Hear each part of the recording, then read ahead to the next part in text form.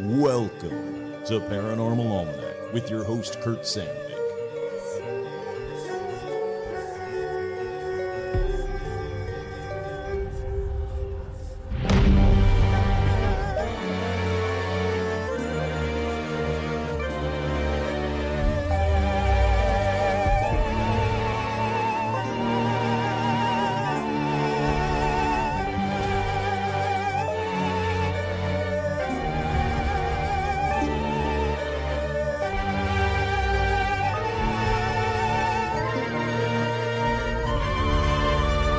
Womp! Hey, howdy, hi, and welcome to another edition of Paranormal Almanac. I'm your host, Kurt Sandvik, and on this week's edition of Paranormal Almanac, let's talk more treasures. A couple of them are haunted or cursed or all that fun stuff, so it counts. It's Paranormal Almanac. But before we get to that, we always got to do shout-outs to the patrons. Patrons, the sequel to The Haunted Islands, I just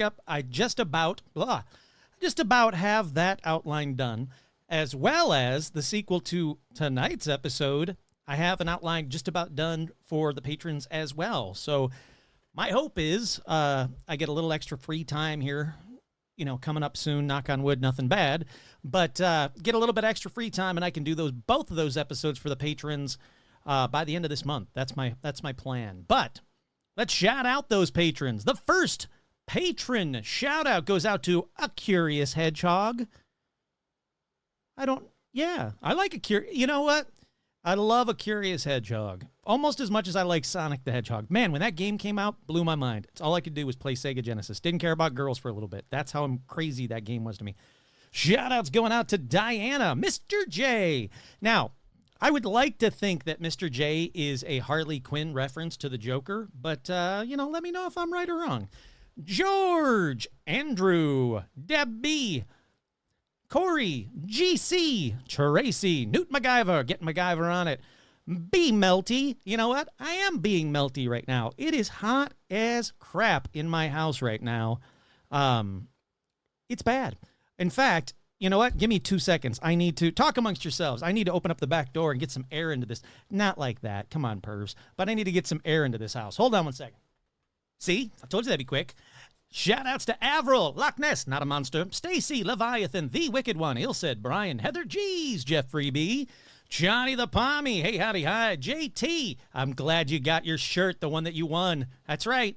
People that win stuff can sometimes get the stuff. There is some stuff that I never managed to get out to some winners, but it wasn't my fault. It was the mail, I swear. Doogie Whore, Mike G., Tracy B., Jeff, Richard, Alec, Karen, Duran, Lori, Rebecca, Ann, Stephen Scher, hey, howdy, hi, Jane Ann, Jennifer, Heather G., your friendly neighborhood skinwalker, Zuzus, what's it, Nico Scher and the Mouse, hey, howdy, hi, Andrew, Mark and Tina, Tortuga, JB, Andy, Tracy, Virginia Mailman, Tony the Magician, you look damn good in that shirt. Thank you for posting that photo in the Facebook fan page. I love to see people rocking out with the Paranormal Almanac merch. Jason, Vicky, Crow, Lobito Works, Isabel, Jen, Amber, Tracy B, Kelly Jo, Kick-Ass, Magic, Robot, Webcomic, Sandy, Paige, Couch, Scott, Andrea, Melody, Vanessa, Becca, Jake, Charlotte, and the Beasties, If I Was the Devil, Elizabeth, Voidtech, Sherry, hey, howdy, hi, Art Muffin, Tim, East Clintwood, boy, you're going to get me on that one. I'm going to tell you right now, you're going to get me on that one. I have to focus really hard to say East Clintwood, not Clint Eastwood.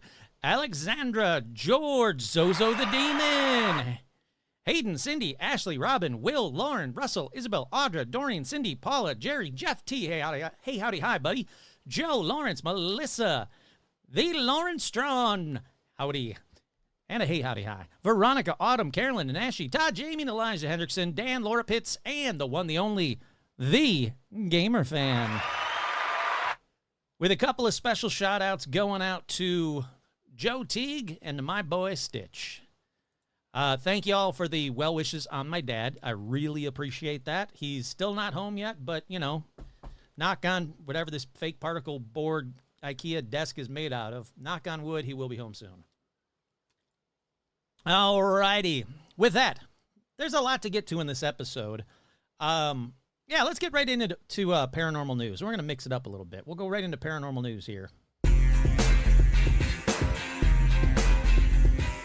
Ghosts and demons that haunt the night. Strange objects fly through the sky. Shadow people are spending the night again. Black-eyed children knock on my door. A portal to hell opens in my room.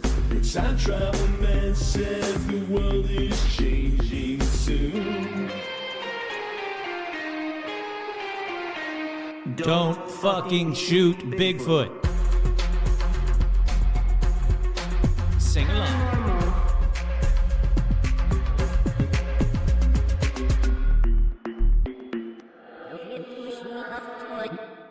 That's right. The awesome, the incredible, the one and only Buzz. Oh, of course, as soon as I start an episode, people are going to start texting me. I don't get texts at all, ever. Do an episode, boom, there we go. Alrighty. Yeah, so let's get right into paranormal news. The first story in paranormal news, terrifying new theory of what's behind Tic Tac UFOs that keep rising from the ocean in front of U.S. Navy sailors.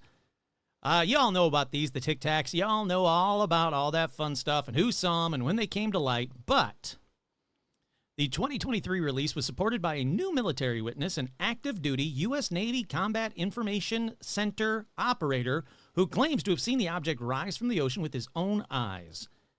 The two guys, Jeremy Corbell and George Knapp, they said they vetted this guy and determined that his account is real. The Navy veteran tracked the object using the ship's high-power Sapphire FLIR thermal targeting system. Radar detected 4 unknown targets in the area, though 2 were captured on video. According to this witness, all 4 UAPs performed an instantaneous, synchronized maneuver, shooting off simultaneously without visible propulsion, suggesting intelligent coordination.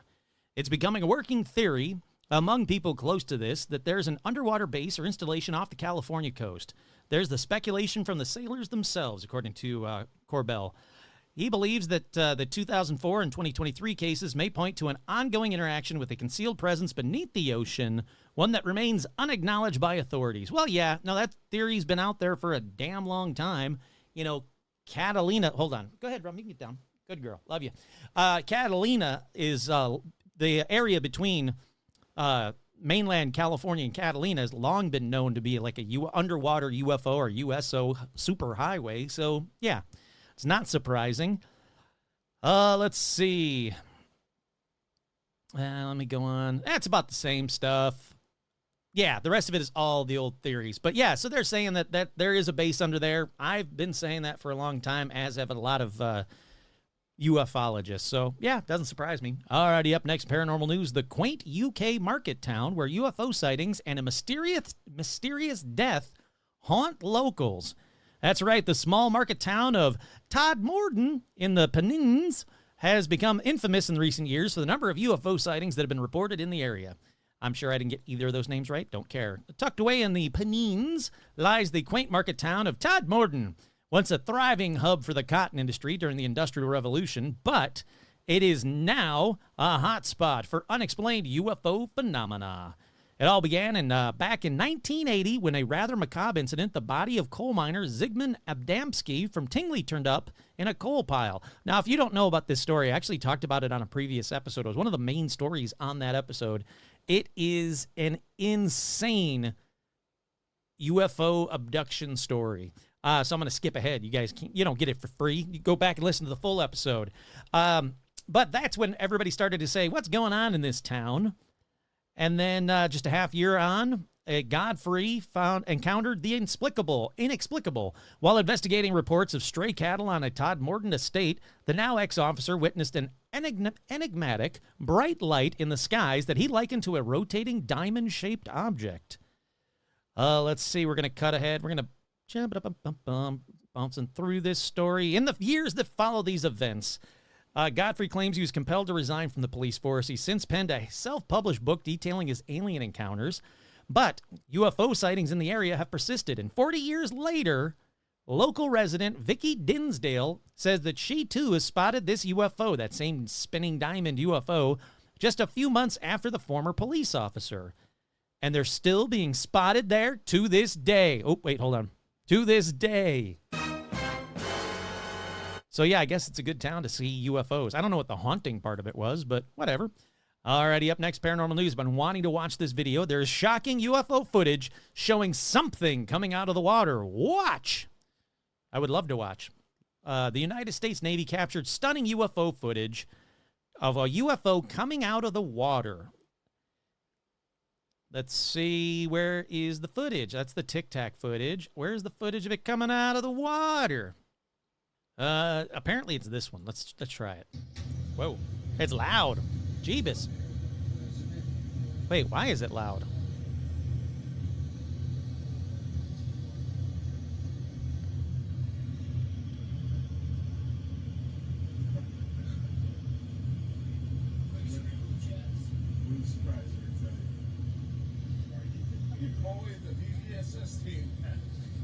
All right. Well, it looks like another TikTok video, and that the way that it's coming out of the speakers worries me that something might not be set up correctly.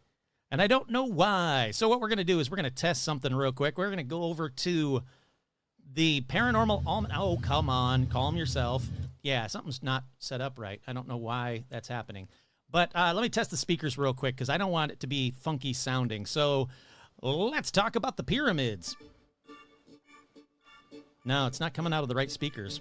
Time to talk about the pyramids. There ain't shit. All right, I'm going to actually pause this episode. I want to check and see why the speakers are not working the way they're supposed to. I don't think I have anything audio to play, but just to be on the safe side, I don't want to record a 2-hour episode and find out none of it was recording properly. So I'll be right back. You guys won't even notice it. Okay, well... Ooh, why am I getting feedback now? I'm back. That being said, it does seem like something's wonky with my speakers, and I can't fix it. So I checked and listened to the first 13 minutes, and it sounds good. So I'm just going to say, let's keep on keeping on. Let's get on to the next story, and hopefully I don't have anything where you need to listen to it. If you do, I might skip that story. But up next in Paranormal News, did the National Weather Service capture a photo of Bigfoot during a Pennsylvania storm survey? Kurt here. I'm going to already guess no, but I haven't looked at this story yet. The meteorologists with the National Weather Service say they never know what they'll encounter during a storm survey, and while it's not unusual to come across something unexpected, discovering a Bigfoot certainly makes for a memorable experience. That's right. During a recent investigation into damage caused by severe weather, something unusual was spotted beyond a fallen tree. The appearance of what many refer to as a Bigfoot. The sighting occurred in Fayette County, Pennsylvania. I got a bunch of paramaniacs in Pennsylvania. If you're near Fayette County, be on the lookout for a Bigfoot. Well, they say that an area nestled within the hills and the higher terrains of the Allegheny Mountains, north of West Virginia, the figure appears to be human-sized, if not larger, as it walked through the wooded landscape. But according to the NWS meteorologist, there's no need to worry, as what was spotted was likely something purposely staged to add a bit of fun to a people's lives. Locals said it's rather common for residents to create fiber or figures out of iron or other similar materials, either for decoration or spark curiosity from passerbys. Now I finally get to look at the photo. I'm going to look at the photo. Hold on, I got to open it up another. Oh, yeah, that is the classic iron silhouette of Bigfoot. Womp, womp. So I guess paramaniacs in Fayette, Pennsylvania, don't worry about it. It was fake. Boo! That bums me out. I was all excited to see a weird photo of a Bigfoot, but that is not one. Alrighty, up next in Paranormal News, Nessie Hunter spots bubbles in waves and dark gray shapes. A woman claims Nessie sinks into the depths of her murky lair in what has been hailed as the latest sighting of the monster. Kurt here, not a monster. Annette Harkins from East Kilbride, South Lanarkshire. Lanarkshire, sure, why not? Come on up, Rum. You can come up here. I'm just talking about Nessie. Yeah. Hi, sweetheart. I love you too. She was visiting Loch Ness for the weekend when something unusual caught her eye. She was shocked when eerie bubbles broke the surface of the water as she peered through her binoculars. As she watched, a dark gray shape suddenly rose from the depths before diving again under the surface. She said, I was using binoculars at first for a short time. I'd seen the waves change, so I kept looking, and I'd seen a few bubbles in a wave that caught my attention. Then I see a shape, a gray, dark light was moving, so I took my mobile out, I'm assuming she means cell phone, and caught a slight picture of the object. Oh, yeah. Yeah, there is something there. I mean, to me, it looks fish size, maybe like sea lion size, but who knows? It's hard to say. But there is something that looks like in that picture. She said, then it went under and it did not emerge back up. In Annette's photo, white water can be seen closing over the enigmatic presence just as it emerges. The sighting was made near the castle on Loch's western shore on March 2nd. It was reported last week to the Loch Ness Center, which also received another sighting last month at Doris Beach on the northern shore. That's right. The center, which is gearing up for the quest, a mass Nessie search now entering its third year, hopes the sighting is a good omen. General Manager Nagina Ishak, said the quest has become one of the most eagerly anticipated events for Nessie hunters and Loch Ness enthusiasts worldwide. Following the second possible sighting, this will further fuel the mystery surrounding Loch Ness and its most famous resident. It will only inspire more people to look out over the water in the hopes of spotting something unexplainable. Kurt here, yeah, I want to look out over the water. In that freaking hotel with my own Nessie Tiki bar. Come on. Listen, let's talk about Clowneck for a minute. I didn't plan on talking about him, but I think I need to. There is, again, depending where you get your information from, there's either a demon, a djinn, or some kind of god, like a money god. His name is Clowneck. So I was lucky enough to be given a Clowneck ring by a paramaniac. And I looked into it, and I was like, all right, if I wear this ring, am I married to Clowneck now? Is, like, bad things going to happen? Nope, doesn't seem like that's the case at all. It seems like, and trust me, I am, it seems like if you're respectful of Clowneck, good things can come your way. Money can come your way. And I looked into it, and it's not like a Twilight Zone episode where, you know, he's going to twist your words and something bad's going to happen, or I'll grow like a second head. Why did I say third head? I'll grow another head. Like, it doesn't seem like there is, like, you know, like he's not out to get you kind of a thing. It just seems like if you respectfully ask him for money and be very specific about it, like I said, I would like to win this week's Super Lotto, Powerball, or Mega Millions in hopes to buy, and I gave him specific address of a house that's for sale, 2 houses actually. I said either or, you know, dealer's choice, Clowneck, being respectful, that, you know, something might happen. But I also said that, hey, and if you can, I would like to, if not these houses, like if there's some reason why I shouldn't be living in California anymore, how about that hotel that overlooks Loch Ness that I talked about last week? Come on, or the last episode. How cool would that be? So there you go. Look into Clowneck if you want to. If I win the Super Lotto, Powerball, or Mega Millions this week, the jackpot, I will do a full Clowneck episode. Do not be surprised by that at all. But anyhow, yeah, another Nessie sighting. I love it. Keep them up, people. Speaking of Nessie, this came up a couple weeks ago, but I haven't had a chance to talk about it yet. A camera lost to Loch Ness recovered after 55 years. That's right. The propeller of a submersible autonomous robot that was being tested in Loch Ness picked up a 55-year-old camera that had initially been deployed to capture photos of Nessie, and the camera was still intact and its film capable of being developed. While none of the photos revealed Nessie, the camera is an important part of the cryptid's history, and it was one of the earliest attempts to capture her on film. The images, along with the camera and its enclosure, are now on display at the Loch Ness Center, where Nessie enthusiasts can enjoy this new chapter in her otherworldly saga. That is freaking cool. I am bummed. It would have been awesome if, like, the last photo on there was just like a big Nessie eye, you know, like proof of Nessie. How cool would that have been? It's been sitting down there for 55 years, and it's clear proof of Nessie. Alrighty, up next to paranormal news.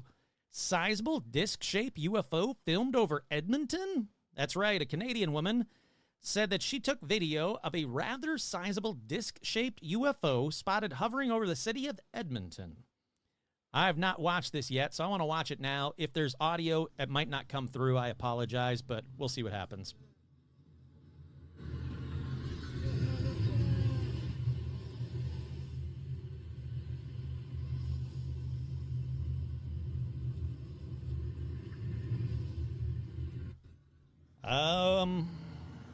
Okay. Yeah, all right, I'm going to stop right there. It's sure is a black dot in the sky that you zoomed in on quite a bit. Yeah, it's a UFO. I don't know what it is. It's flying. It's up in the sky, and it's a black dot. All righty, that's a bummer. I was hoping for something better there as well. But up next in paranormal news. Here we go.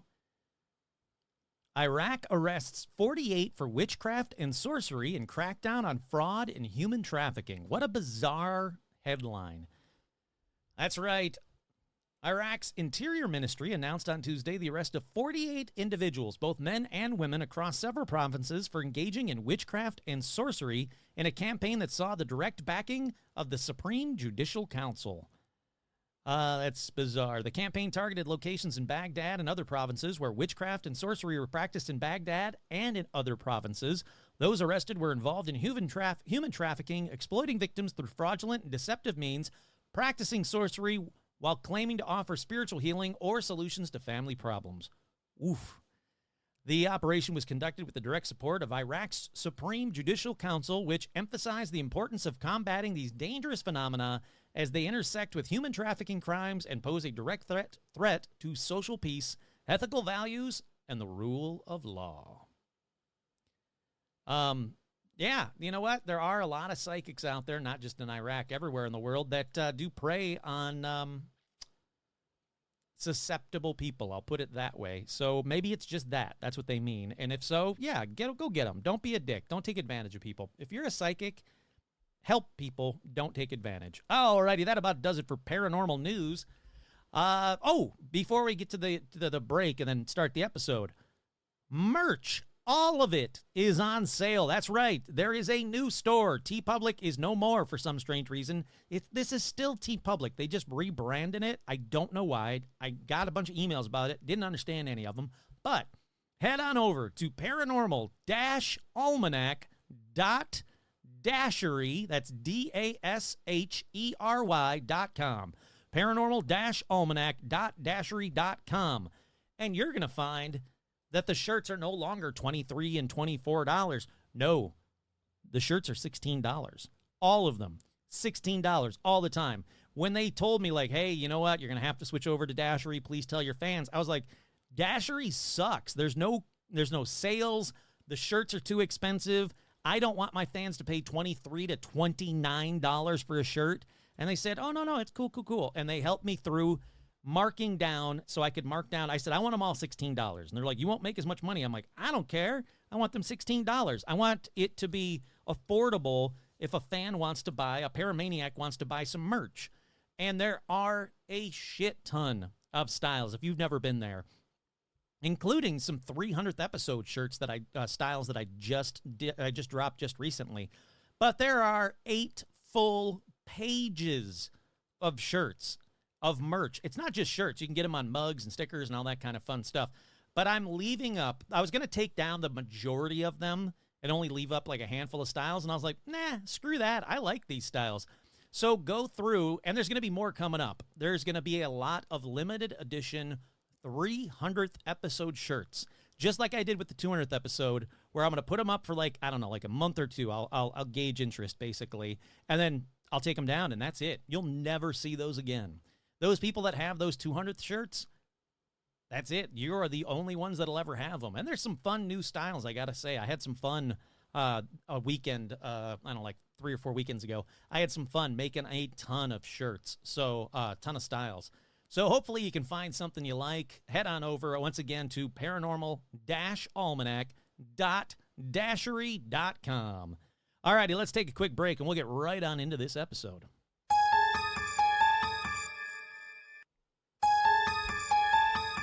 We are back. Now, this episode was not supposed to be a treasure episode.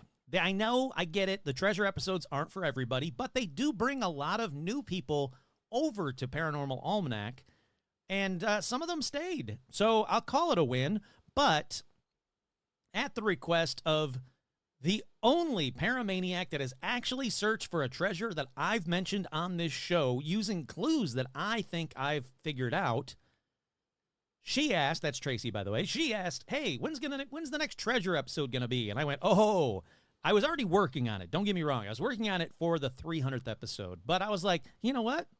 I can bump up some of this outline, and do an episode before the 300th episode. So, yeah, I did. I bumped up yet another treasure episode. That's right. You can go out and find one or more. I won't hold you back. If you want to find more than one of these, find out one or more of these treasures. Well, I'm going to tell you how. And just give me credit and or a piece of the treasure in return. I think that's fair. I'm telling you guys about these treasures. A lot of times when I do these treasure episodes, people go, wow, I'd never heard of that treasure. That's really cool. Or I've heard about that treasure, but not in that detail. Or I thought that treasure was bunk, but you said that this and this and this and this. So yeah, I'm here to help you find treasure. And in return, just give me a little piece of treasure. Or if the news says like, how'd you find this treasure? Wearing a Paranormal Almanac shirt from paranormal-almanac.dashery.com, you could say, oh, I heard it by listening to Kurt on Paranormal Almanac, wherever you get your podcast. So, with that being said, buckle up, because we're about to steal the Declaration of Independence. No. Look, for some reason, I always go to National Treasure when I do these episodes, and not Indiana Jones, and I don't know why. Like, I grew up with Indiana Jones, the treasure hunter. But for some reason, whenever I do these episodes, I always want to throw in some weird Nicolas Cage National Treasure type reference. And I have no idea why. So, I guess what I'm trying to say is, whichever treasure hunter you want to dress up as while listening to this episode, here's your chance. I'd play a song right now to give you time to go and dress up, but as you know, the speakers aren't working right, so I can't do that. But while I'm, bantering right now, here's your chance. Go get your treasure hunter outfit of choice. You want to dress up like Lara Croft? I won't judge you. In fact, no one should judge you. Indiana Jones? Do it. Nicolas Cage in any one of his roles, especially National Treasure? Cool, go for it. What's another treasure movie? Uncharted? Sure, why not? Wait, what are some good... any one of the Goonies? Hell yeah, dress up like any one of the Goonies. Especially Andy. That's just my own personal thing.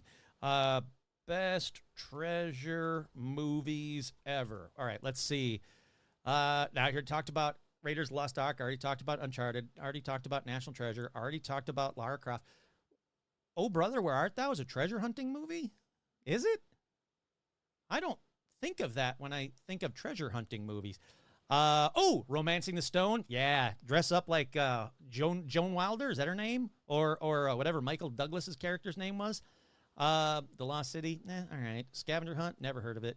Without a Paddle. Is that a treasure hunting movie? Come on.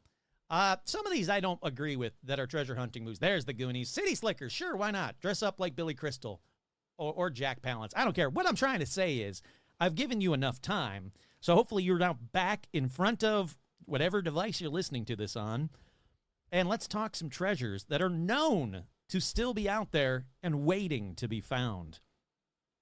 I should hold on. I'm going to check before I get into this. I'm giving you even more time to dress up. Hold on one second. YouTube.com treasure hunting music, and I'll put the microphone by the speaker. All right, what do they say is good treasure hunting music? Treasure hunting music. Best adventure music ever. Sure, why not? That's a commercial. We don't want that. No free commercials on my watch.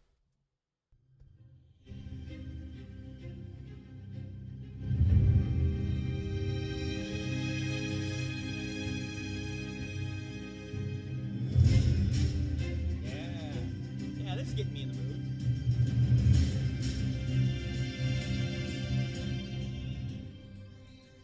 All right, let's bring the microphone back to me. Treasure hunting with Kurt. Paranormal Almanac is going to tell you how to find some treasure. Don't you dare turn away. Don't turn this off because there's a chance to find some real treasure out there. You can keep most of the treasure. Just give me a little piece. Or if you sell it, just give me some money so I can buy a house. It's treasure hunting episode time. If you think that I'm crazy, then you just listen to what I'm saying because they're all real treasures. Treasure. Yeah, all right, that was worth it. All righty. First, let's go to my home state of Michigan for this very first one on this episode. Oh, man, I really jacked up the microphone, twisting it around like that. All right. It's called the Poverty Island Treasure. And yes, I already checked to see if I could buy a house on Poverty Island, itself. Like, can I just live on Poverty Island while I look for the treasure? Sounds like I could live in poverty there just as well as I do here. But despite it being called Poverty Island, nothing is for sale or for free on it for that matter. But yeah, so let's go to the island itself. First, it's just east of Wisconsin in Lake Michigan. It's a 200-acre island. Look, all I need is 1 acre on Poverty Island, preferably the acre where the treasure's buried under. We'll get to that. It's a 200-acre island, and now might be the best time ever to go looking because on June 26, 2016, a lightning strike sparked a wildfire on the island, maybe clearing away debris to find the treasure easier, or maybe wiping out any possible clues. But a lot of people think the treasure's not on Poverty Island itself. It's just off Poverty Island. But before I get to that, let's get to where the treasure came from. It is a treasure of 5 chests filled with gold bullion and coins worth around $400 million in today's money. And the treasure has a curse on it. Oh, wait. Yeah, that gets it dun, dun, dun. It's cursed treasure. See? Paranormal Almanac, first one, cursed treasure. So we go back to 1863. The Civil War is about to be won by the Union. The losers in the South, strapped for capital, put on a desperate call for relief to France. According to the legend, the French Emperor Napoleon Bonaparte, that's right, the guy that, the Ziggy Piggy, he secretly dispatched a shipment of gold across the Atlantic to Canada, then down the St. Lawrence River and into Lake Michigan. But here's where legends differ, because there's a couple of different legends about this treasure from that point forward. Legend 1 says that while traveling inland toward Chicago, the ship was attacked and sank, but I can't find any proof that a ship was attacked and sank that close to Poverty Island around 1863. So let's move on to Legend 2. Legend 2 says it was shipwrecked in a storm, which is way more likely because if you know anything about the Great Lakes, even the wreck of the Edmund Fitzgerald song, they are brutal in storms. The Great Lakes are brutal. There's tons of shipwrecks that are found all the time and that happened all the time because of storms. Not just shipwrecks, but plane crashes too. So I'm leaning towards that one being the right one. But it says it was shipwrecked in a storm. Ship went down. Boom. 5 treasure chests filled with gold bullion and coins worth around $400 million, today's money, lost. Never to be found again. So whichever legend you go with, the treasure never made it to the south or where it needed to go, and it's still out there to be found. But no matter which legend you go with, every story always says the same thing. 5 chests filled with gold bullion and coins. Now, some skeptics stop this one right here saying, look, there is no proof of any of this. I disagree because I researched the shit out of these, and I gotta say, there is some facts to it. There are some definite facts to it. We go back to 1929, when a group of sailors off Poverty Island, either looking for the treasure or just out there being sailors on a boat off Poverty Island, were said to have snagged one of the 5 chests with their anchor. So their anchors, well, why it's really heavy. What did we catch? Did we catch seaweed? Did we catch, a big Nessie kind of thing? And it's, the anchor's coming up and boom, there is a snagged treasure chest. And they're like, holy crap, like, that's treasure chest. It was just seconds away when suddenly the anchor chain broke, losing both the treasure and the anchor. And you know what? Let's be real. No one cared about losing the anchor, I'm guessing. No one was like, holy crap, a treasure chest. We lost the anchor just now. No, everybody was like, well, treasure chest. It just felt, why are we going in? Let's stop right here. But they can't because they don't have an anchor, so they can't, like, anchor off where they lost it. Boop. So, curse number 2, if you want to count, the ship sinking to be the first curse of this treasure. Because, again, storm, boom, ship sank. I'll call that one curse 1. But curse number 2, a few years later, Carl Jessen, who is the son of a Poverty Island lighthouse keeper, reported watching a salvage crew that seemed to be making an exciting discovery just off Poverty Island. And just before their ship was sunk by a storm. Boom! Curse number 3. So, the sunken salvage ship called the Captain Lawrence from 1933, did I say? What year was that? Yeah, 33. Well, that ship was actually discovered in 1993, but no gold on board. So what were they so excited about? What did this kid watch them all freaking out and cheering and hooting and hollering about right there where they said, that's where the treasure's supposed to be? So, if you have the means, those are your first 2 clues to finding it. Go to the known Captain Lawrence shipwreck. Supposedly, they were right there looking for the treasure when the storm hit, boom, ship went down. It's on the side of the island where the lighthouse can easily see them. It's 200-acre island. I'm cutting it down big time for you right there. And I guess, 1, look for the known Captain Lawrence shipwreck. 2, look for an anchor with a chest of gold still attached to it. And if you do find the anchor with the chest of gold, I'd say you're pretty close to finding the other chests. Or, don't be greedy. Take that one and get the hell out of there before the curse comes after you and a storm sinks your ship. Okay, back to some more clues for this one. We go to Richard Bennett, who is a professional diver, author of, quote, The Poverty Island Sunken Treasure Brief. So, surprise, he believes the treasure is real, and he's actually spent over 45 years and $100,000 of his own money searching for it, which those numbers don't add up. If you spend 45 years looking for something and you've only spent $100,000, you're not paying yourself enough, or you're really frugal with your money because it's lasting 45 years. He's not the only one looking for it. That guy, Richard Bennett, he thinks he knows where it's at, but there is another guy searching for it. And his name is Stephen Libert, I don't know. He's been searching for it for 16 years. And he says, I came across a story and I decided I was going to research it. I started finding out some things and I thought, hey, this isn't some legend. There's something to this.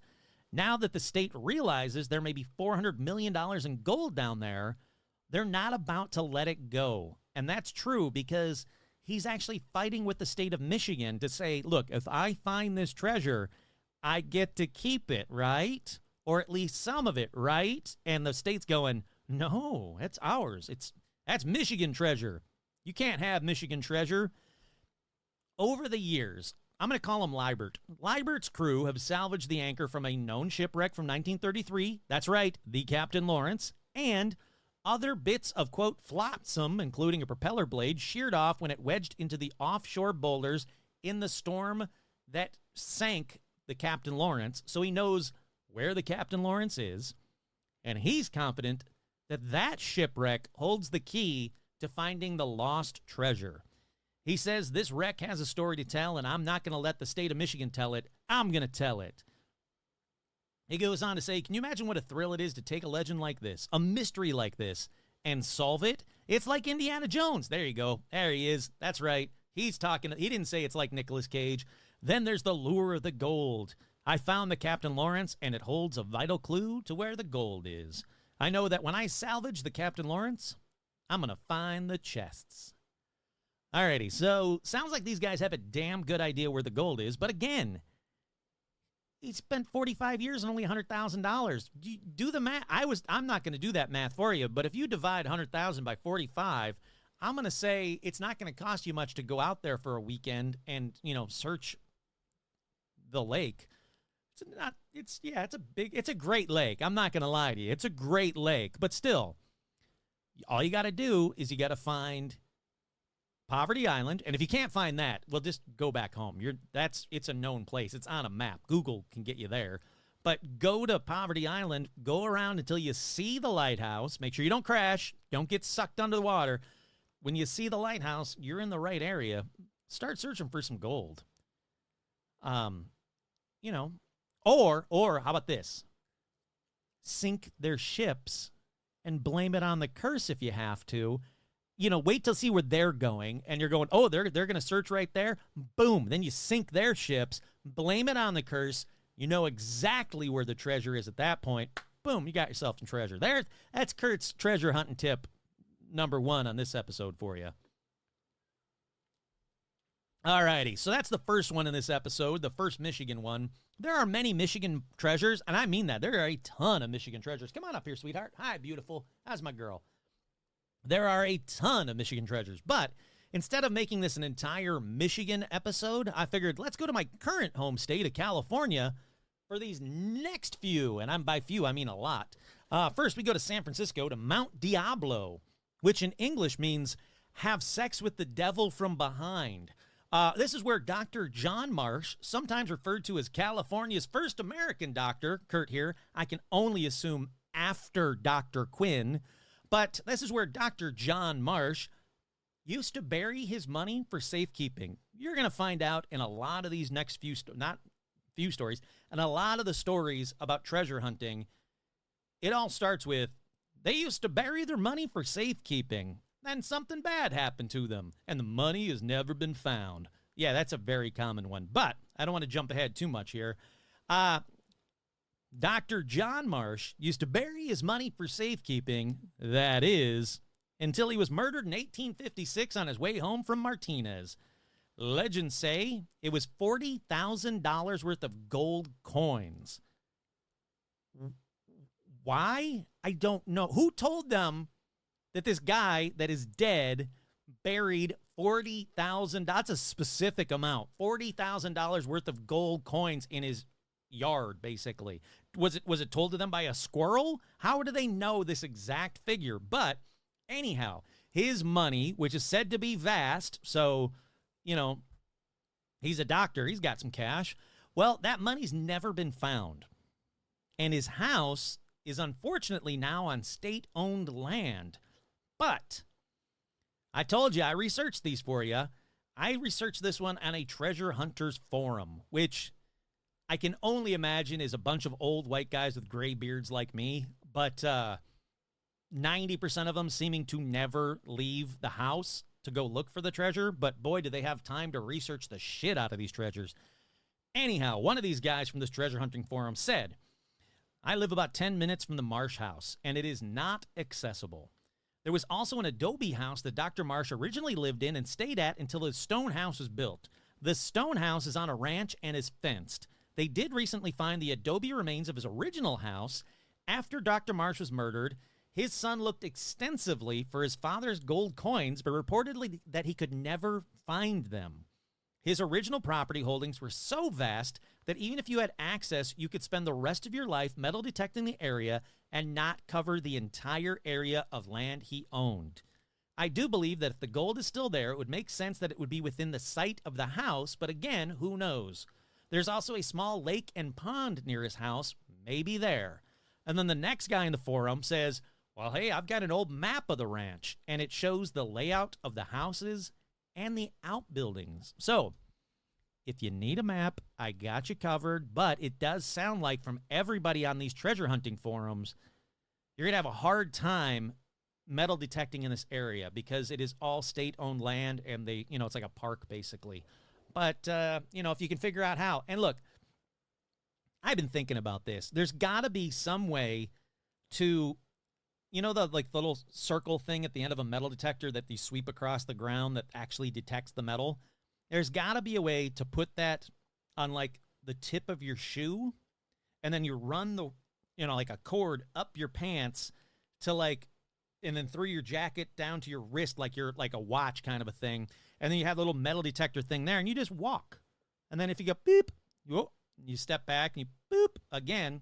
There you go. You know, like a discrete metal detector, if you will. I'm telling you, there's got to be a paramaniac out there that's smart enough to build me a discrete metal detector. Sure, either one shoe would look weird because it'd have a big circle on the end of it, but, just tell people, you walk around with a cane and be like, oh, yeah, I got one of them, like baby feet, so I got to have, I got to walk with a cane. That's why my shoe looks like this.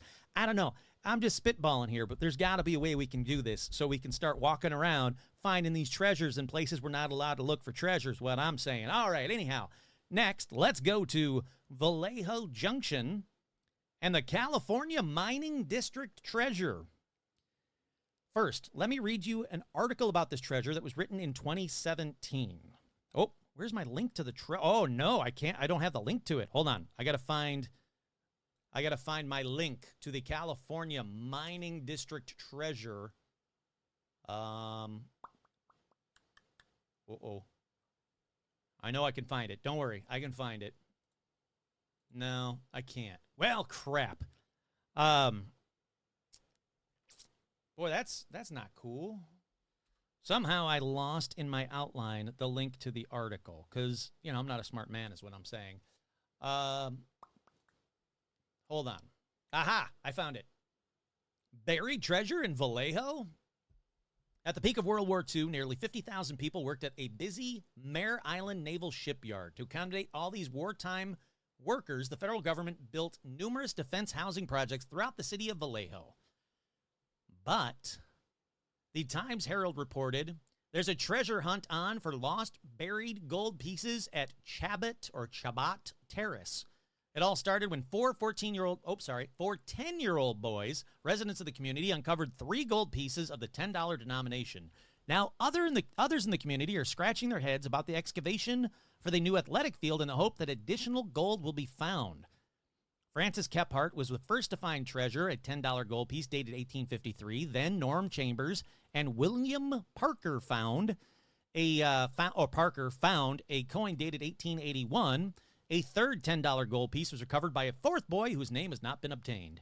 Encrusted with mud, the boys at first believed they were only finding metal slugs, but when the Kephart boy scratched the metal with a pocket knife and found $10 engraved on it, he knew it was more than a slug. Then the Chamber and Parker boys together found the second coin. Others began to join in the search, belief that the coins had been buried in an old tin can that had been rusted and became scattered when the steam shovel stuck in during excavation work. The 3 boys named reported their finds to the Vallejo Police Department. Why? Don't do that. And were advised to turn in the gold, which they did at the Mechanics and Merchants National Bank, receiving the equivalent monetary value in currency. Oh, all right, that's not too bad. The third coin, according to reports, is being kept as a souvenir. But the hunt for buried gold continues at the terrace, with speculation rife as to who and when buried the treasure and how much there was when it was hidden. The paper never followed up on whether more treasure was found. The source of the coins was never discovered. Yeah, it sounds to me like this treasure is real and it's out there waiting to be found. Let's see if there are more. Hold on one second. I think there's another story as well. Let's see. No, I think that's it. I think that's the whole story. But there's even a larger treasure in that exact same area, and they think they know where that treasure is from. In 1901, the Selby smelter at the Vallejo Junction, he was busy refining ore shipped from neighboring mining districts. But one employee by the name of John Winters was, quote, stealing, unquote. Basically, he was removing gold bars one at a time from the vault and burying them on the beach near the water's edge. They estimate that he took $283,000 in gold bars. Now, eventually he was caught, and about $130,000 of the bars recovered. But do that math, there's still about 150-some-thousand that are still lost. They said that they know what he had, they know what he doesn't have, and it just doesn't add up. There are some gold bars still out there waiting to be found. So there you go. If you're up in that San Francisco area or that Vallejo Junction area, there's 2 treasures right there for you. But let's stay up in San Francisco way for a little bit more. Let's talk about the Shelter Cove treasure, which this one, I got to be honest, I'm not 100% convinced of. And the reason I say that is everything, every forum, everything online I can find about it is all regurgitated from one source. There's only one source from this legend, and it is always worded the same way. Legend says an employee of the San Francisco Mint buried 290 pounds of gold ingot at Shelter Cove near Point Delgado in Humboldt County. The thief was later captured and sent to prison for his crimes, but refused to reveal the exact location of the loot. And that's it. That's all you have to go on. You know what, though? Let's see.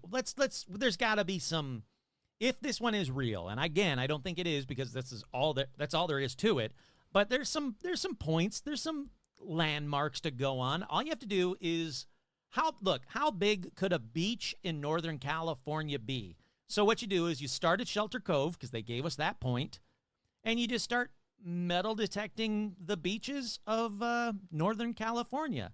That's what, like maybe a mile's worth of beaches? California is, maybe a mile and a half.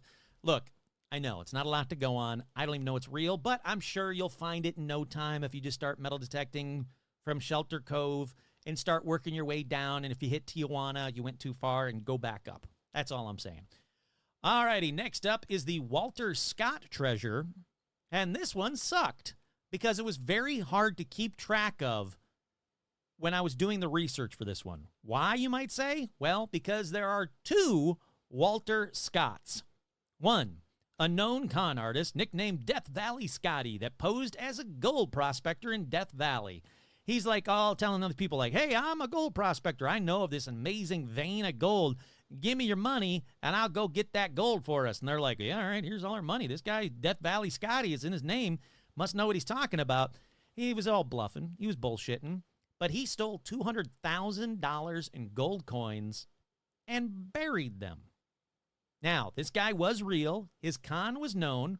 He was also friends with Buffalo Bill, which was like very briefly mentioned in the stories. Like he rode horses in the Buffalo Bill Wild West shows and then was like, fuck it, I'm going to go be a gold prospector and then screw people out of their money. But here's the thing. I can find all sorts of stories about him living life like to the nines, like just spending money like a madman, that investor's money, not of his own money, but nothing about where or why he buried a lot of gold coins.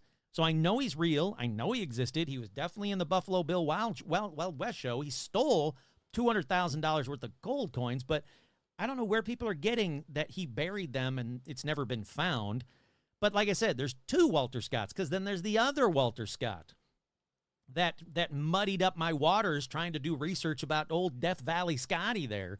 Now, this other Walter Scott, or Sir Walter Scott, he played a key role in rediscovering the Scottish crown jewels, also known as the Honours of Scotland. Sit back. I'm going to tell you a little tale about this guy. Now, this happened in Edinburgh Castle in 1819. In 1819. This Sir Walter Scott found them stored safely in an old chest where they had sat since the beginning of the 1700s. Found them in 1819. They've been sitting in an old chest since the beginning of the 1700s. So, to me, this seems like a bad hiding place. And also, how could no one notice the very large chest of crown jewels for over 100 years? So I went down that dumb rabbit hole, and it turns out that on October 28th, 1817, the Prince Regent issued a royal warrant authorizing specified commissioners to break open the, quote, walled-up doorway of the crown room. So they knew there was a crown room. They knew exactly where it was, and they knew it was walled up. That's not rediscovering. You can't come over to my house, knock down my door, and then say you rediscovered the hand of fate sitting behind my front door on a shelf for years. That's not... Ugh. Anyhow, let's keep going. Let's keep going on the worst treasure hunt ever. So, the commissioners broke into the crown room on February 4th, 1818, half expecting to find the oak chest empty, but they were relieved to open it and discover the crown, scepter, and sword wrapped in linen exactly as that had been left 111 years earlier. It's not discovering a fuck off. All right. Look, if you want to find a Walter Scott treasure, either find $200,000 worth of gold coins buried somewhere near San Francisco, or you wait for the treasures of Sir Walter Scott to go on tour again like they did in 2012. You buy a ticket, then you claim you rediscovered his stuff in the locked displayed case and just claim it as your own, because that's what this dickhole did. It's not discovering a treasure. If you said to me, Kurt, I know my dad has Playboys locked in his trunk in his closet, and I go in there and I break into it and I get caught by that dad holding all these Playboys, I can't go, look at I rediscovered. No, that's not how. Anger. So yeah, it muddied up my water trying to find out more info about those $200,000 in coins. But yeah, so there's some dumb dickhole who's got a Wikipedia page and he's now a sir because he knocked down a wall where they knew crown jewels were, and yeah, he found the crown jewels. Dumbass. All right, moving on. Let's go to Vasquez Rocks, which many of you are probably saying, I don't know what Vasquez Rocks are. And I say, oh, yes, you do. Yes, you do. You know what the Vasquez Rocks are. And if you're going to fight me on it, you're going to lose, because Vasquez Rocks, Southern California, I've been to them. They're very pretty.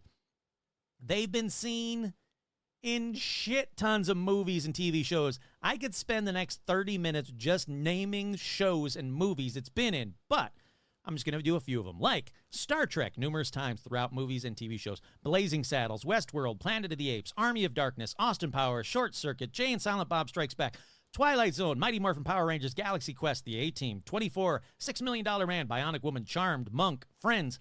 Again, I could keep going for the next hour just reading you the Vasquez Rocks filmography.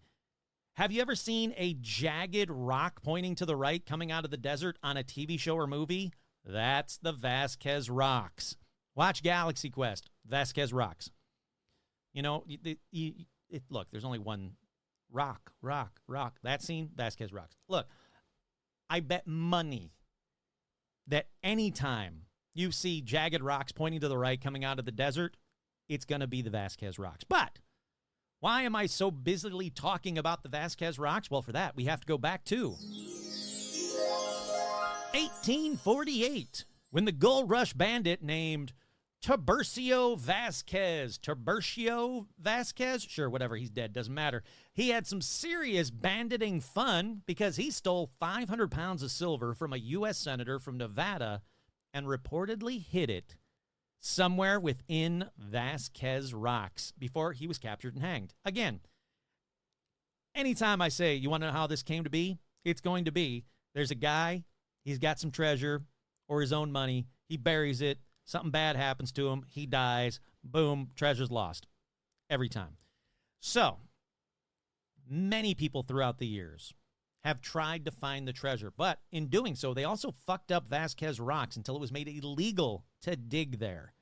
So you're probably saying, well, great, Kurt, Vasquez Rocks is right off the freeway. Like, it's a short walk. I could walk to it and barely be winded, even on a hot day. It's real easy to get to. It's a known point on Google Maps. But what's the point of this, Kurt? We can't dig there. I've got another plan, kids. Remember the metal detector foot plan? Well, I've got another equally good plan. Here's my plan. We crowdsource enough money to, quote, shoot a movie about metal detectorists at Vasquez Rocks. And if we just happen to find 500 pounds of silver, oh, that was just part of the movie too. It's just prop silver. Let's take that away from here. And then you just fill in the hole and we all leave and shh, everybody shut the fuck up. And then we all split the money, okay? That's a good plan. I don't care who you are. That's a damn good plan. All right. Next, still in California, let's go to Point Reyes Peninsula at the edge of Drake's Inlet, just south of Inverness. But this one isn't Old West gold stuff. Nope. For this one, we go to Prohibition, that thing that totally worked. There was a man named Carl House, who's a very, very, very fine house.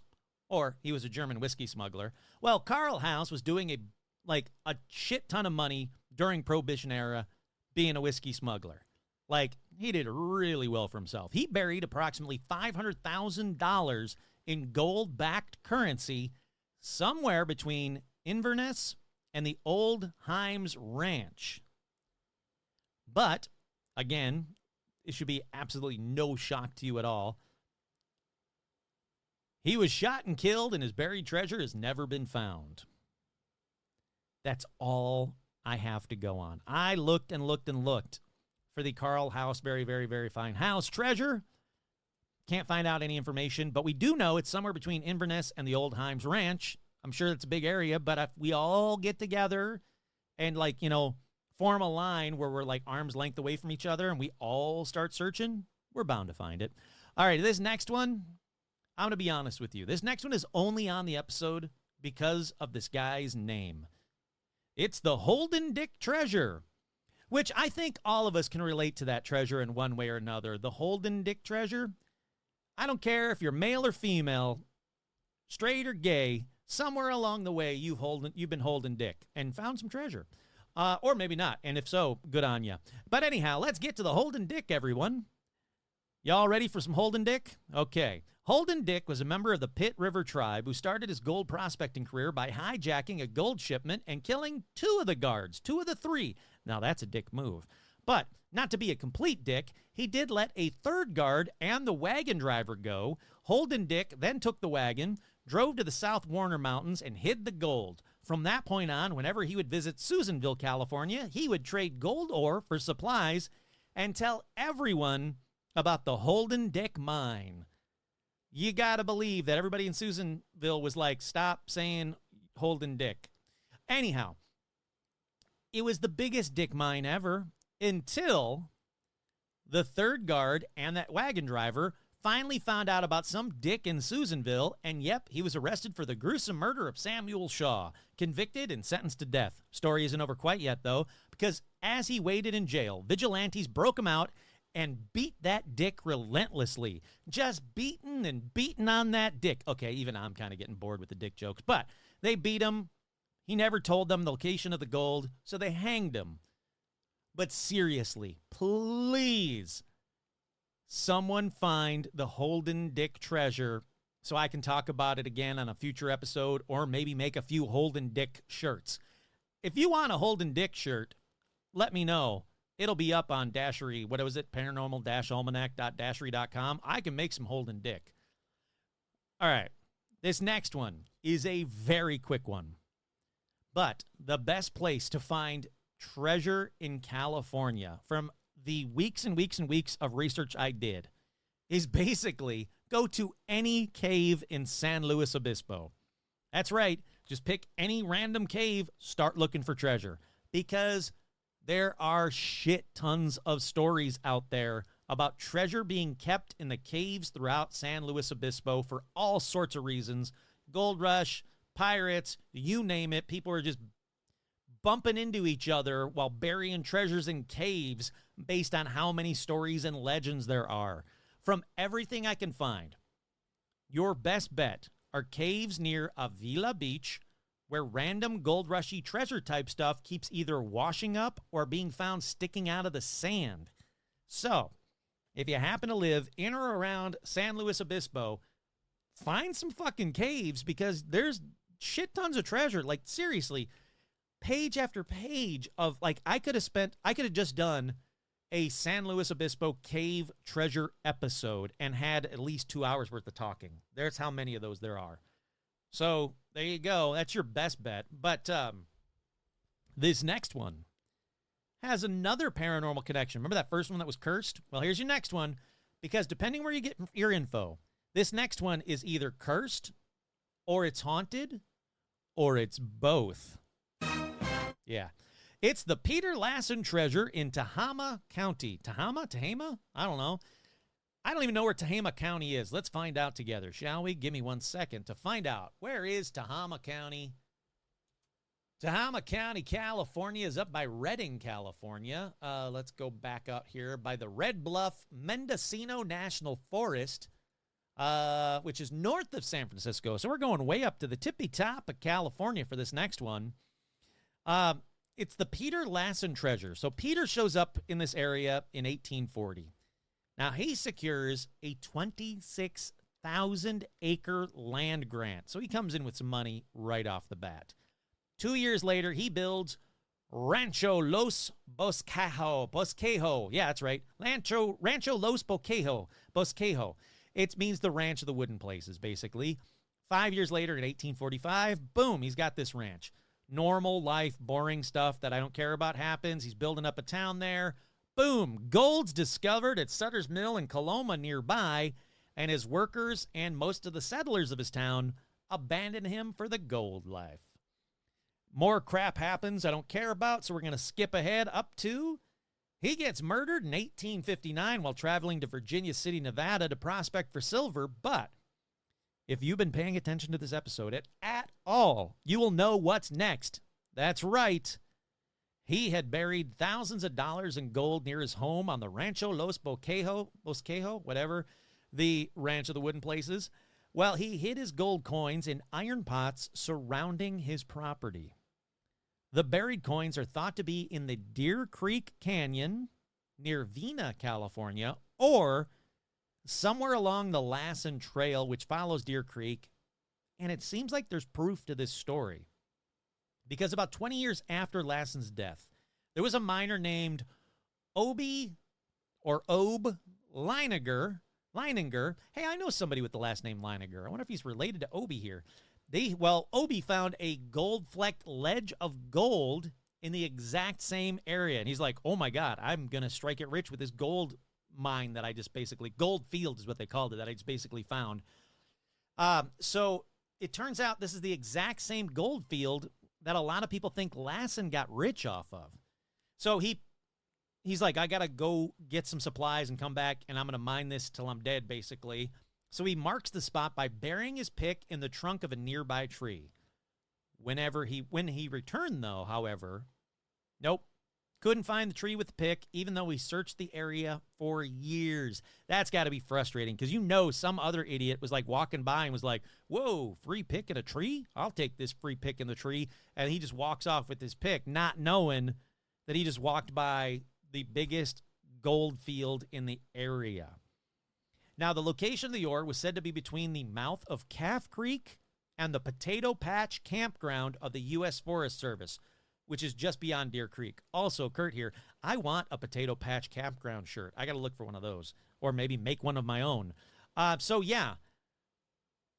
This one is a known treasure. To either find the shit tons of gold coins in iron pots, or to find one of the thickest gold veins in them there parts. Either way, you got yourself some treasure. All right, let's keep on keeping on. I know we're past an hour. I don't care. Let's mix it up, though, and go to Hawaii for this next couple. The first one is called the Pirate Treasure at Hawaii's. Oh, I forgot to look up how to pronounce this. Hold on. I want to look up how to pronounce this. I don't mess it up and piss off Hawaiians or piss off the Sean Bishop, who's, he's got a place in Hawaii. Hold on. It's called Palomano Point. So it's Hawaii's Palomano Point Pirate Treasure. Palomano Point Pirate Treasure. So many P's in that papa. All righty. So Palomano Point is an exposed reef break off Hawaii's Big Island, and it's the site of over, quote, $5 million in pirate treasure. All thanks to Captain Thomas Cavendish. If you don't know who he was a 16th century English privateer whose career may have eventually led him to bury some or all of his extensive silver and gold riches at Point Palomano.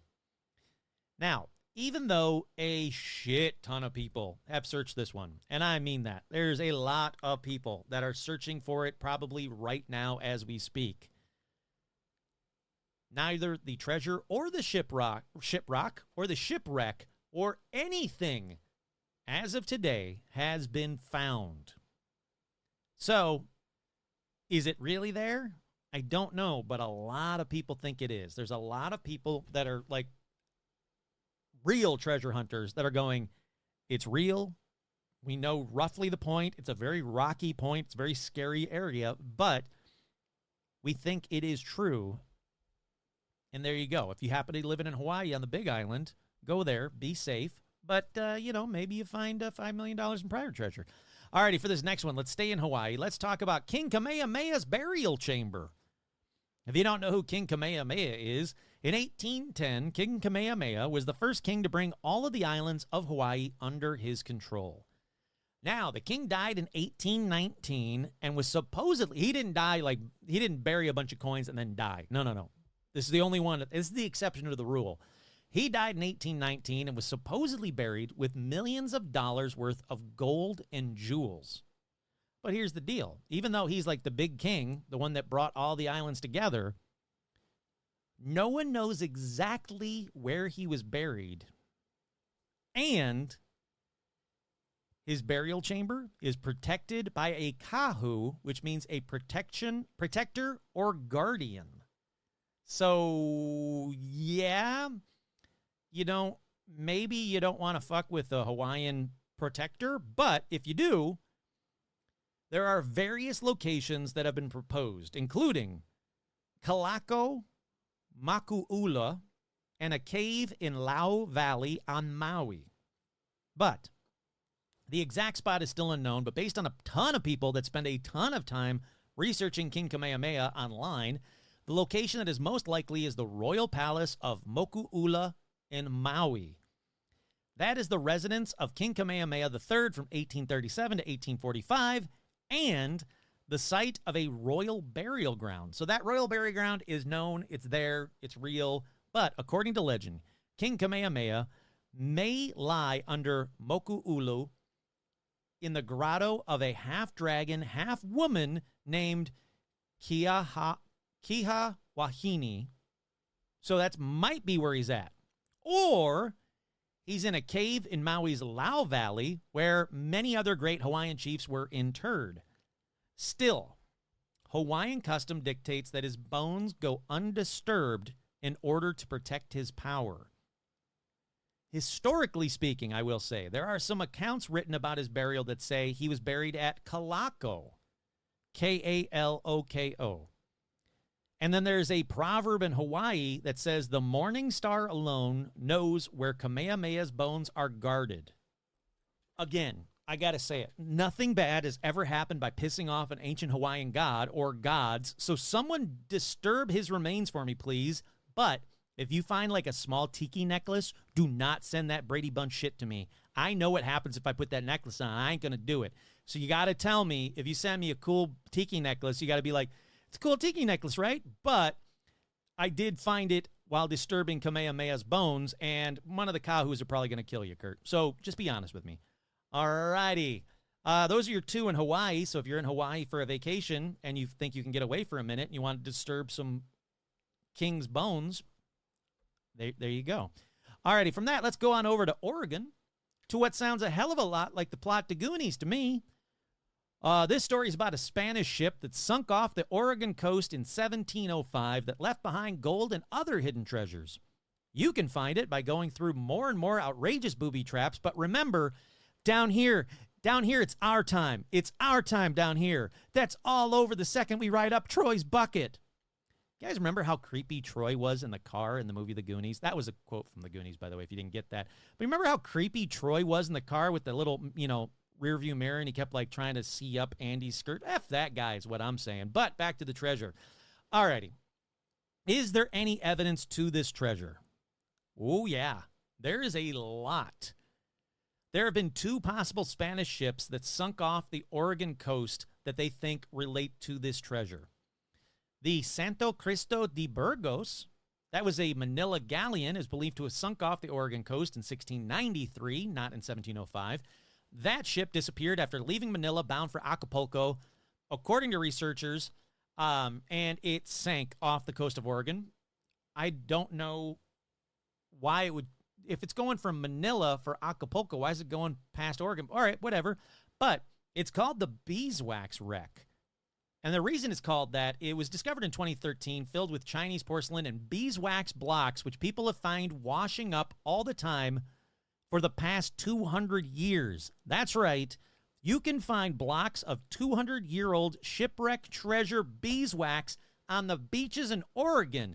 They've been found since before white people were in that area. The Native Americans used to go out to the shipwreck just off the shores when it was low tide and collect all these beeswax bricks and all these china and shit, and they would, or porcelain from China and shit, and they would sell it to local settlers or merchants in the area. That's a known shipwreck. A fisherman based in Tillamook County named Craig Andes told the historian that he knew he found something important when he found, quote, beams of dense wood inside caves just north of Manzanita in 2013 and then again in 2019. This is total Goonie shit is what I'm saying. First, professionals were skeptical of what Andes thought he found. However, dating led researchers and historians to believe that the pieces of wood are part of the Santo Cristo de Burgos shipwreck. Or it could literally be from 2,000 other shipwrecks. Yes, that's right.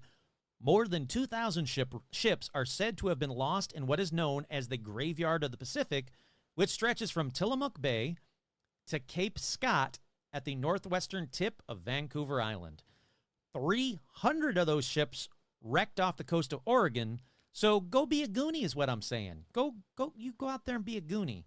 Also, if you run into Andy, tell her to give me a call because I still have the hugest crush on her. The actress that played Andy in that movie, oh, hell yeah. But there was another shipwreck in 1705, a known shipwreck from 1705 in that exact same area. So there is a lot of data that points to kick-ass cool shipwrecks and treasure still washing up in that area or in the caves just off that area. That is cool. This next one. Let's go to the other coast to McKeesport, Maine. How do I know how to pronounce it so well, you might be asking? Oh, well, let me play this for you. Port, Maine. McKeesport, Maine. A great place to visit. McKeesport, Maine. Thank you, creepy Cylon that gives me pronunciation so well, and also very positive, I might add, for a Cylon, that is. All right, so McKeesport, Maine, or McKeesport, is in eastern Maine, and it may still have the treasure of the pirate Samuel Black Bellamy, who some say was the model for Captain Jack Sparrow, but who gives a shit? Black Bellamy, as he was known, was able to capture and plunder at least 53 ships before he died in a shipwreck off the coast of Cape Cod in 1717. Legends say that Bellamy and his crew moved to the McKeesport area and built a house to hold his treasure in a hidden treasure vault, like an old, underground wooden treasure vault. More on that in a minute. While Bellamy's ship, the Whydah, was found in 1984, so it's a known ship. It's been claimed that he and his crew used McKees as a base and might have buried the treasure there. According to the University of Maine, they said it is known that he was in the area and could have buried treasure here.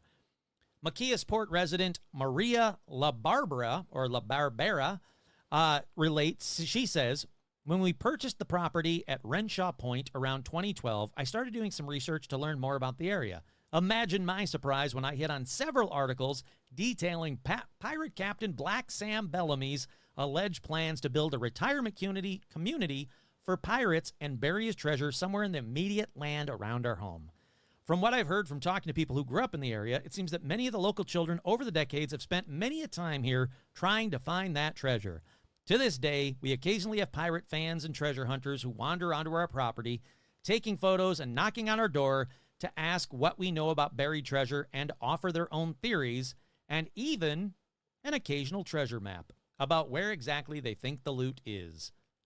So go to this lady's house, because apparently she's going to let you just walk up and be like, hi, can I look for Black Bellamy's treasure here? The University of Maine at McKees professor Professor Marcus Labrizzi, the author of a number of books about the Down East area's local history, hauntings, folklore, and lost settlements, says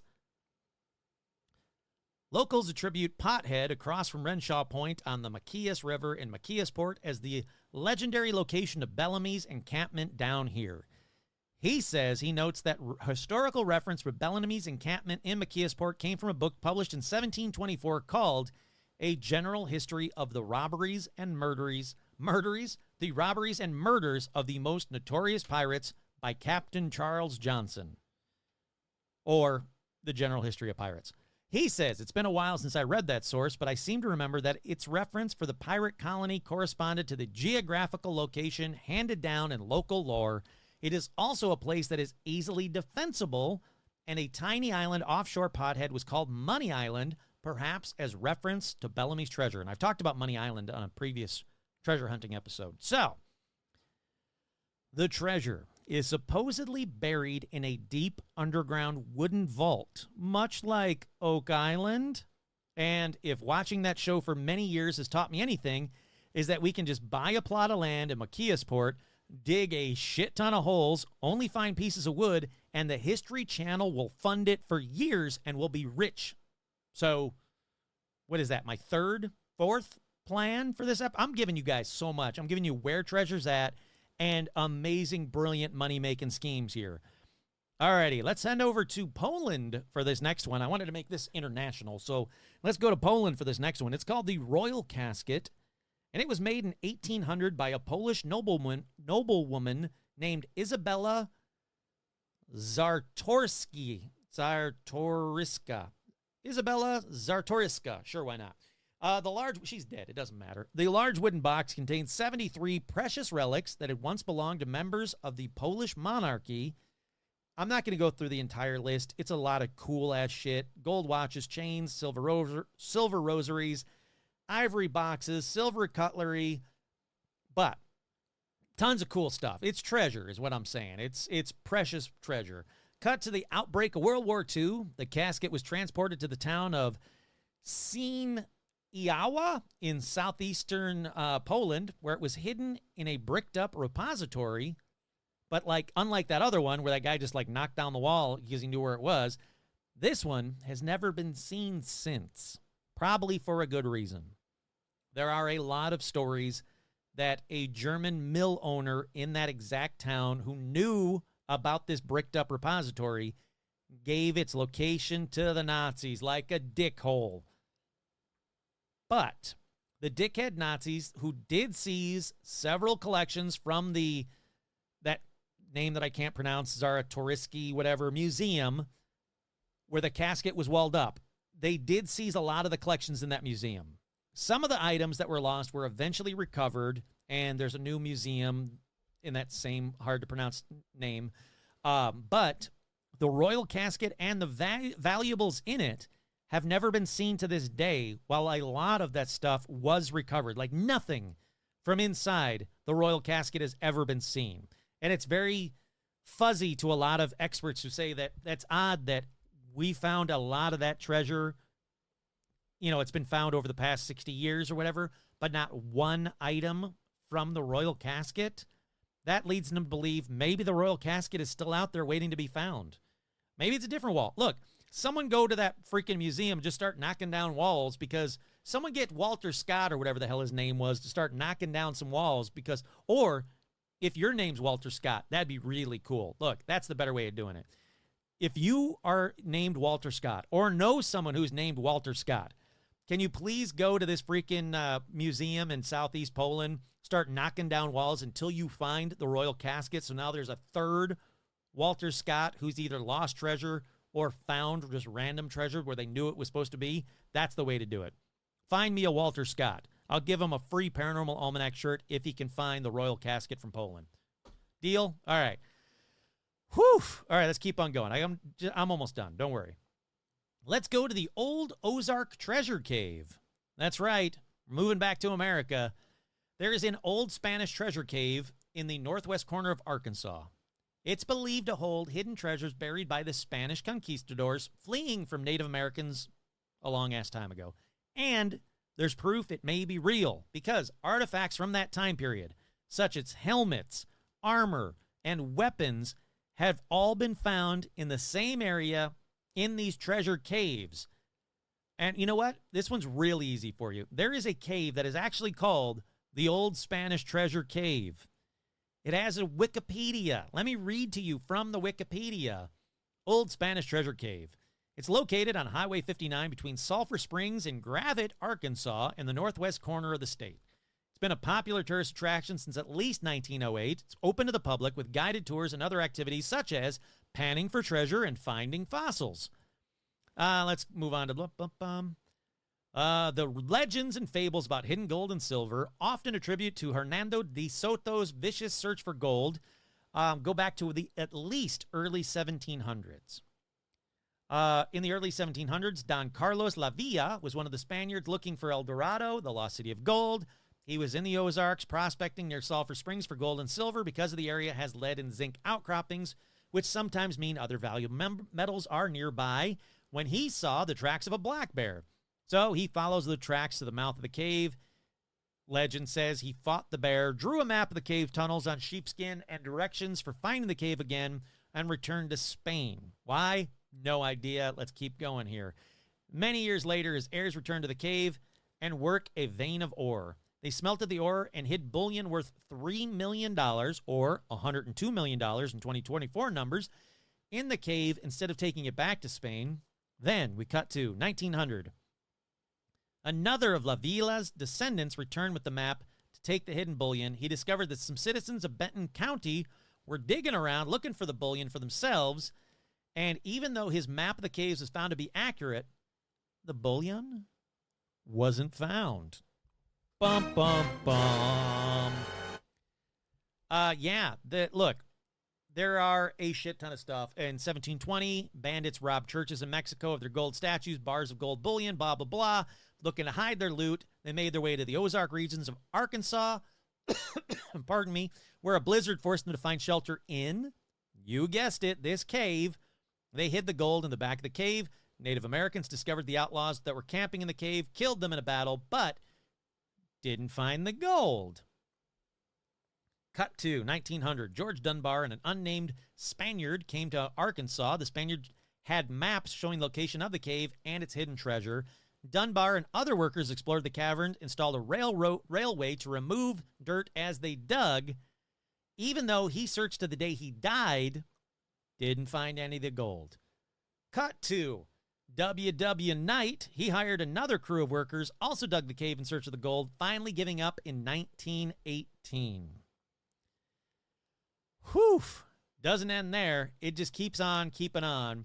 The treasure has been estimated to be at least $40 million, has not been found. There have been artifacts found in the cavern, such as helmets, pieces of gold, or pieces of armor and weapons. A few gold coins have also been found, and the hunt goes on to this day.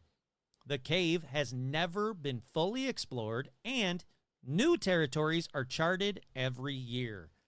So there is, again, another best bet as to where treasure is. It's known. They found treasure in there. They know there's treasure in there. I don't like going deep into caves. It makes me all woozy, but there you go. There's a very specific cave with its own real directions and its own Wikipedia. Go there in hopes to find some treasure, people, is what I'm saying. Alrighty, I'm going to call it there. Don't worry, kids. There are a ton more treasures from around the world. And I'm going to say it's probably a very, very, very safe bet that there's going to be a huge amount of treasure talked about on the 300th episode coming out very soon. Once again, I'm your host, Kurt Sandvik. This has been another... With your host? Oh, that's me. Hold on. Oh, I can't... Oh, well, I got to skip past that talking. All right. Once again, I'm your host, Kurt Sandvik, and this has been another edition of Paranormal Almanac. I hope you guys like these treasure ones. I like researching them. It's a lot of fun. And like I said, there's going to be a lot of it on the 300th episode. Thank you. Have a good night and a pleasant tomorrow.